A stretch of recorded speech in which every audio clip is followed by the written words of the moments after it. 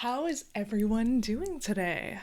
I hope you like my new setup. I actually just got my windows replaced, even though I'm going to be moving to another country soon, later this year. It's really nice. Look at this view.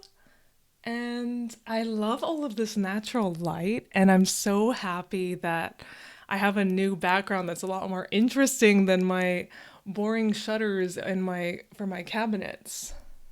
Anyways, so I once charged $200 for a logo project, and I decided to add in all sorts of things like a mood board, a color palette, mockups, patterns, all for $200. That is the same price that I paid for this Moschino dress that I bought in Austria. For some reason, I really wanted to look like a Coca-Cola bottle. I just needed that dress. Anyways, I am going to show you the project that I did. It ended up being an 18-page PDF. She did love it, apparently, but I think she got busy because her website was not there anymore, and I never heard back from her, and I am still not over it. This is not a celebratory drink. This is a I'm still not over it drink, but I just need this. The origin.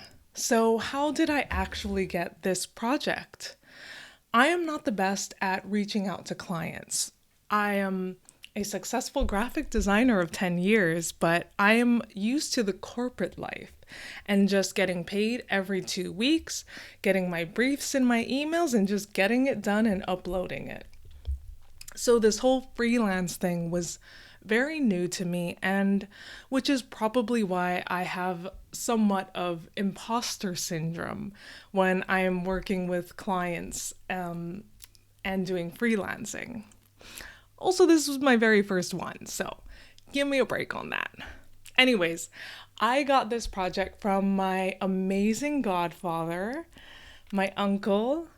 He is actually the first man to hold me when I was first born. He's my mom's best friend, and I pretty much call him my gunkle because he's my gay uncle. Anyways, he was working at UCLA at the time, managing a call center and dealing with people. And he made friends with this woman during lunch because he actually hung out with people at lunch. And she told him, I'm looking for a designer. I've got this side hustle going on. It's this lip kit, it's pH balanced, it's for moisturizing your lips and everything. And my amazing gunkle was like, I know the perfect person who is a great designer. So he just recommended me. And overall, honestly, the experience was great, and I'm happy that I did it. But there is a lesson to take from this. Don't eat alone at lunch. Actually make friends. Even though I do eat alone at lunch, and I'm mostly alone in my room most of the time. But it's a lesson that I'm working on. Okay, let's move on. So just to tell you a little bit about the brand, it is a lip kit. It is this pH balanced lip gloss that is blue, and apparently you wipe it off and it turns into a pink stain and just really moisturizes your lips. And the goal of this company was to just feel luxurious and have really healthy, moist lips. And the company is called MUAH5, like you're kissing someone, like mwah, with 5 hands. So that was kind of the idea behind the name of it. I like makeup, and I have to say I was so happy to be able to work on a makeup logo. But if I'm being completely honest, I'm a little bit more of a mascara girl, if you can tell. I love eyeliner. I love putting mascara on. My eyelashes are real. I've worn fake lashes once and I hated it. And literally people just tell me all the time, you have such long eyelashes. So I don't see the point in wearing the fake eyelashes. But anyways, I'm an eyeliner girl. When it comes to lips, I have very dry lips. So I'm good with a Carmax or some sort of Vaseline to just, stop my lips from peeling or bleeding. But I was excited for this makeup product. I think it was really cool. Did I get the science behind it? No, I didn't. I don't understand the whole pH thing. There's some sort of science behind the whole thing. But I was still excited to work on it. So just like in my fake brief that I did called Soleil, which I will link a video for up here, I had a questionnaire that I had her answer. And I just asked her, what are 5 words that describe your brand? So I could just get an overall feel of it. So she ended up giving me 4, which was fine. And the words were bespoke, exclusive, luxurious, empowering. And I was thinking, oh my gosh, that is me. I am luxurious, I'm exclusive, I'm glamorous. That is actually who I am. I am kind of manifesting it still. But yeah, like in the back of my head, I'm just this girl that's, rich, traveling the world, going to parties, dressing up all the time with her boyfriend and just doing all the most amazing things. So yeah, I was like, this fits me. This, I'm a luxurious woman. I'm excited to design this luxurious product for you. And then I thought to myself, what would my 4 brand words be if I had one? And I was thinking fun, colorful, magical, and glamorous. So we kind of have a connection with the glamorous because, I'm glamorous also. Yes, it's happening. I'm manifesting it right now. I also had a question, what's your revenue goal? And she put 400K a year. And I was like, hell yes, CEO, bad bitch energy. I'm all for it. For me, I would like enough to be able to afford my groceries and just pay for my aerial silks classes. But good for you. I aspire to be like that. So some of her answers were very thorough. She talked about her mission statement. She talked about what was trending. She was very decisive about the feeling of it. She gave me a lot of images for inspiration. She clearly wanted a dark blue color palette. But the funny part was there were some questions where she literally just put a question mark. And I have to respect that. Because I would rather you just be like, I don't know, instead of making up some fake answer just to answer my question. If you don't know, that's totally fine. Just put a question mark. So she actually said the reason why she decided to create this brand was because she had very dry lips and she wanted to make a lip gloss that was luxurious and felt glamorous, but also kept your lips nice and dry and moist. So she decided to create this lipstick from that problem. And when I think of that, I have many, many moments similar. There was a moment where I had a really pretty blue dress, and I also had a lot of condoms because I was going to all the gay street fairs in San Francisco. And because I wasn't having sex, you know what? I decided I'm gonna sew these condoms onto my dress. And what do you know? I've got a beautiful, colorful, floral, rainbowy condom dress. Very similar experiences here. So many of the pictures that she sent me were pretty much dark blue, midnight blue. Blue everything, blue packaging, blue lipsticks, blue logo, blue, blue, blue.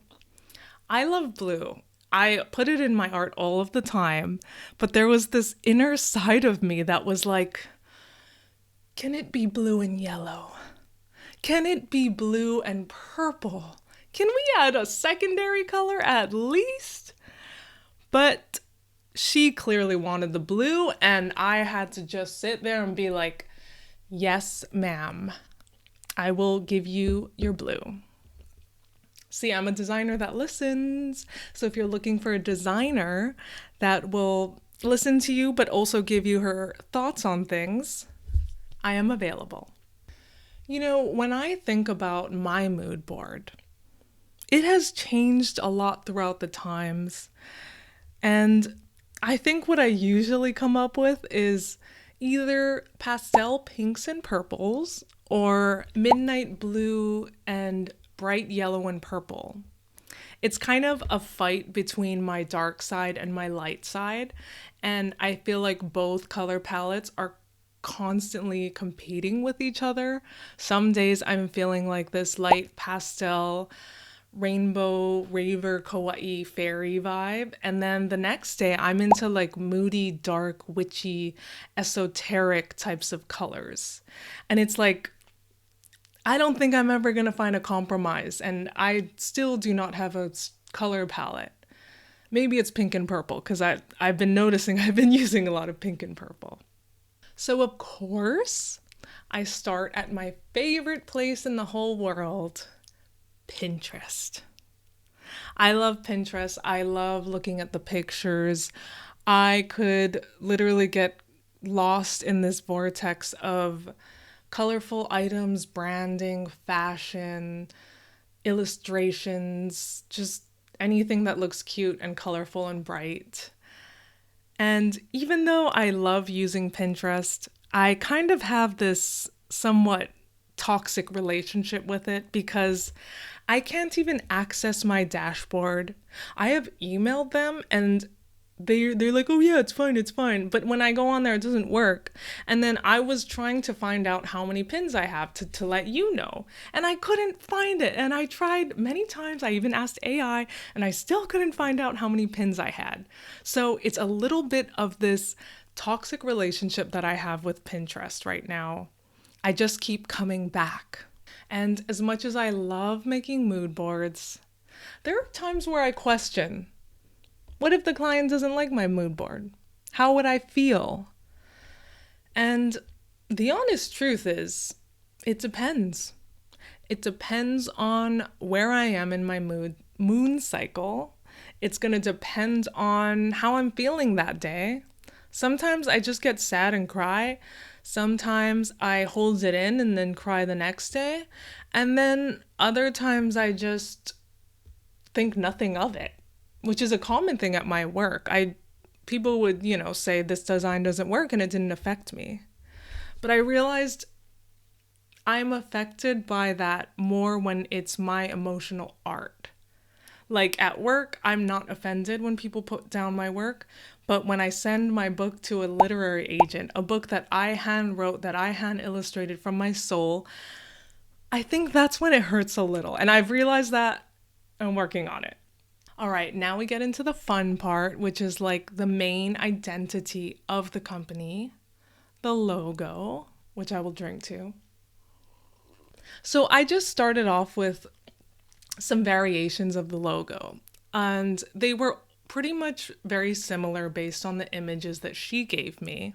I kind of think of them like family members, like cousins. They're not twins, but they're cousins. They're all from the same family, and they looked cohesive.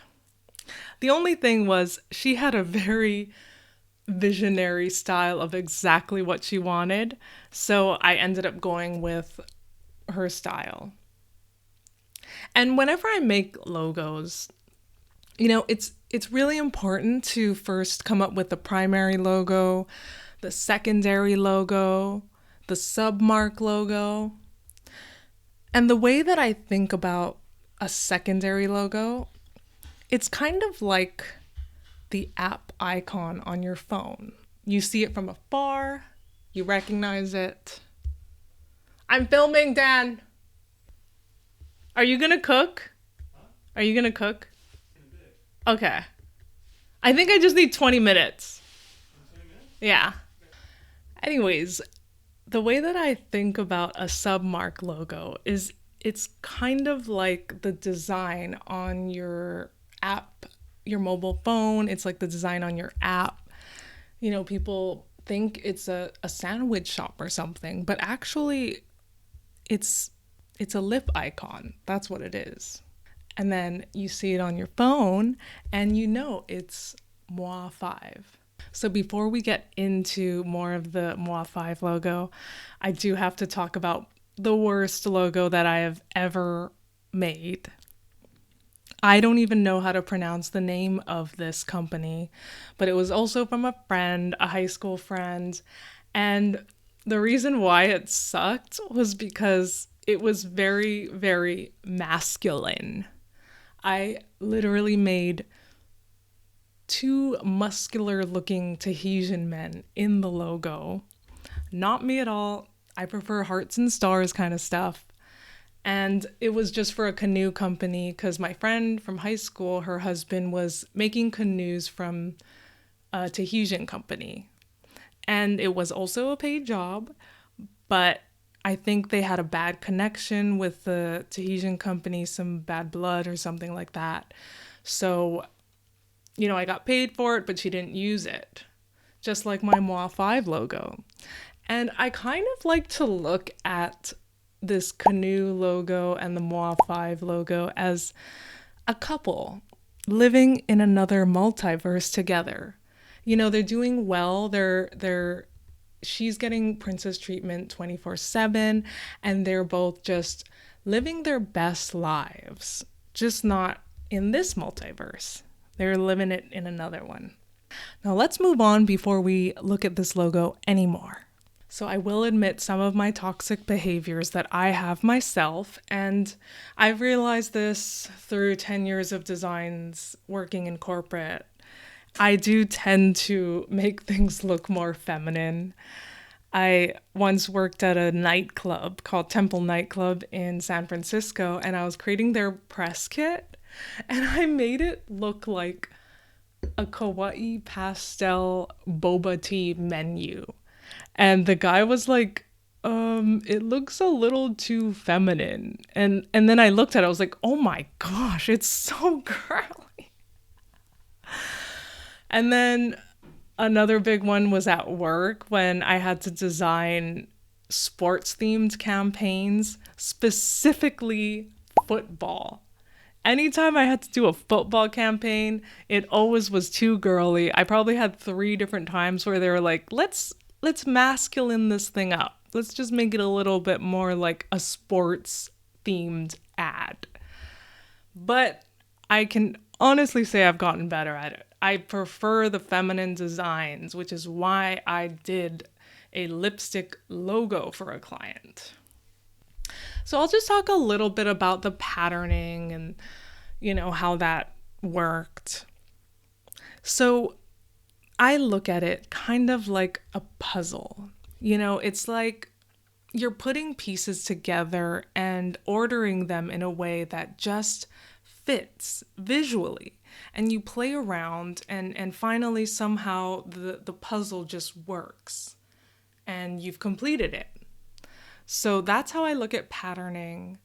And my secret to patterning, Command D, because you know that we all love the D, Command D, Command D, Command D in Illustrator. And I would just, you know, repeat it horizontally and then vertically. And that's how I came up with my patterns for this lipstick logo. This actually reminds me of a story when I was working at Fetch. And, you know, we were starting to do campaigns around horoscopes. Well, not campaigns, social media posts. Like, it's Aries season, it's Pisces season. Because, of course, everyone wants to know about themselves. So horoscopes are the best way to do it, especially on social media.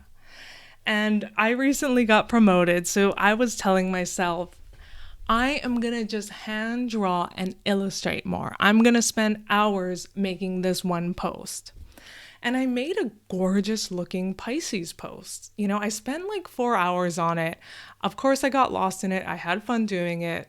Another sign that I really wanted to do illustration. And I showed it to my team, and they were pretty much like, I don't know if this matches our brand. And I looked at it and I was like, you're kind of right. So I just went into Illustrator, spent like 20 minutes making another version of it, and they loved it. So lesson learned, don't work as hard. And just so you know, yes, my corporate job loved my illustration work. I ended up doing many, many pieces at my job that were hand-drawn and illustrated on Procreate, which is sort of what led me into the children's illustration field because I was already starting to do it at my job. I was making social posts, marketing posts, anything that was visual, and just having fun hand drawing everything. Lastly, we're going to talk about the mockups. And for my Soleil project, I just found some free PSDs. But for this one, I used a website that I found through Gloria Condi, and she was talking about Pactora. So I really wanted to try it. So I ended up using it. Just so you know, because of my budget and because it was so low, I ended up using the free version because you get a month free, and then I just canceled it after. But you know, if I do get more clients, I would obviously pay for it. But this was not the time because I used it for this one incident. And when I think about mock-ups or packaging, you know, like the final design, I look at it like the logo is the front door. It is the entrance, but the packaging, the full design of what it looks like with the logo, with the text, the bottle, the box, everything. It's like looking at the entire house. So, do I think it's important to add mock-ups? Yes, 100%. It really sells the product, and it is such an important part, especially when you do branding, even if it's just a logo. And the thing about mock-ups is there are so many invisible things that you don't even notice. When you're creating the background, when you're handling the lighting, the angle of the product, doing different angles of the product, how the content should be, the copyright, the ingredients, just anything like that. They're just invisible things that we forget to think about. Kind of like ghosts. There could be ghosts around me right now. There could be ghosts in that mock-up. You can't really prove it. You know, I really love mock-ups so much. I have an entire folder full of different products and just packaging that I love. And I was thinking, if there was something that I could design and I can just choose any product, what would it be? The first one, an ice cream pint. I love ice cream so much. It's probably one of my favorite foods. And I have seen just so many amazing, beautiful packaging designs of ice cream. So that would probably be my number one. My number two would definitely be a beer bottle can. And even though I don't drink beer, I'm more of a wine person. I have seen so many really cool designs on beer bottle cans. Like, I feel like the best designers do beer can designs for some reason. And even though I don't even like buy the beer, I will literally go to the grocery store and just look at those cans and be like, oh, that's so cool. I love this design. I love that character. I love that typography. I love that color scheme. So yes, if I could choose, ice cream and beer cans. So I presented the design to her and she loved it. She really, really did love it so, so much.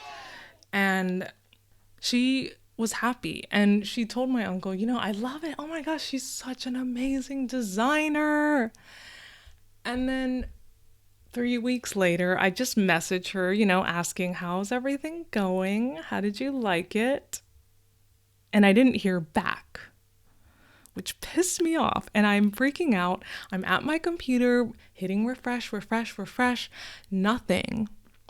And then I have to hear through the grapevine by my uncle that she's just really busy, stressed out.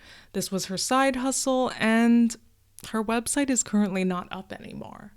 So, yes, in my mind, I feel like I failed and did terrible.